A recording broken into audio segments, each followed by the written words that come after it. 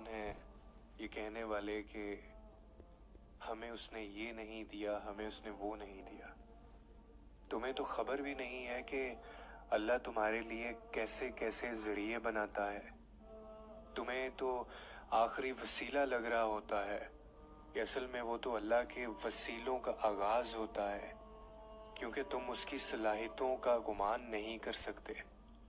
तुम ये कभी नहीं समझ सकते कि उसने किन किन बहानों से तुम्हें नवाजने के मंसूबे बनाए हैं और किन किन रास्तों से तुम्हें अता करने का सोचा है। और इसकी सबसे बड़ी दलील तहज्जुद है कि अल्लाह ने ये ऐसी नमाज बनाई जिसका सिला सिर्फ और सिर्फ अता है। वो चाहता तो तहज्जुद बनाता ही ना, लेकिन उसने अता करना था और उसने उन अताओं के लिए तहज्जुद जैसे बहाने तलाश करने थे और उसको बहाना बनाना था।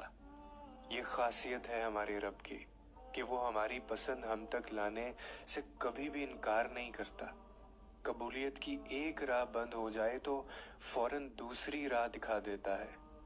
तो अगर तुम भी किसी ऐसी ही मौजों की राह की तलाश में हो तो वो राह तहज्जुद है, वो नमाज जिसके वजूद का मकसद ही कबूलियत है। यही नमाज है जो फ़र्ज नमाजों के बाद ऐसी वाहिद नमाज है जो अल्लाह से कुन कहलवाने की ताकत रखती है।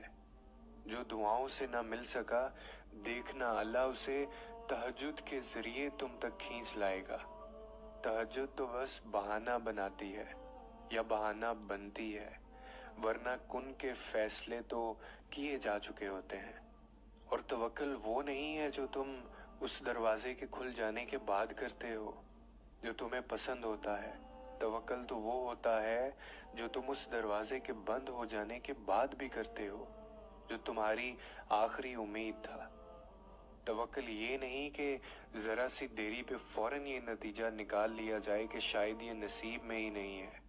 तवक्कुल तो बस इंतज़ार करना है, फिर चाहे कितना ही वक्त क्यों ना लग जाए। तुम्हारा अपनी दुआओं पे ईमान ही अल्लाह पे रखे हुए यकीन की दलील है। जब तुम अल्लाह से मांगते हो इस हकीकत के बावजूद भी कि जो तुम मांग रहे हो उसका मिलना नामुमकिन है, तब अल्लाह तुम्हारे नसीब पर तुम्हारे ईमान को फतह देता है। बस तुम्हें इतना याद रखना है कि अल्लाह तुम्हारे दिल में कुछ नहीं डालता सिवाय उसके जो वो तुम्हें देने को तैयार नहीं है। कुछ भी तुम्हारा या तुम्हारे दिल का हिस्सा नहीं बन सकता जब तक अल्लाह का हुक्म ना हो।